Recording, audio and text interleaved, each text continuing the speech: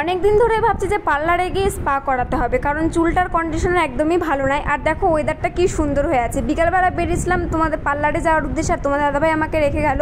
আর এই যে আমার প্রিয় পার্লার ব্ল্যাক সোয়ান। তো চলে আসলাম পার্লারে, এসে দেখছি এই যে মালদার বিখ্যাত আম না খেলে তো হবেই না। আর এই যে দিদি, তো এখানে এসে প্রথমে দিদি আমার মাথায় হলো শ্যাম্পু করে নিচ্ছিল, কারণ চুলটাকে ভালো করে প্রিপারেশন করে নিতে হবে, যেহেতু আমি হেয়ার স্পা করব।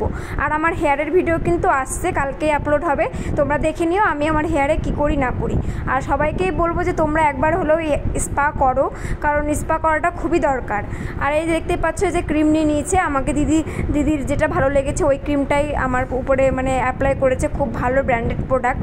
তো এই যে দেখতে পাচ্ছ কি সুন্দর করে ম্যাসাজ করে করে দিচ্ছে। আর দেখো এই যে এই জায়গাটাতে এত শান্তি, মানে এত ভালো। আর দিদির তো আমি অলওয়েজ ফ্যান হয়ে গেছি, আমার এত ভালো লাগে, দেখতেই পাচ্ছ। আর খুবই সুন্দর।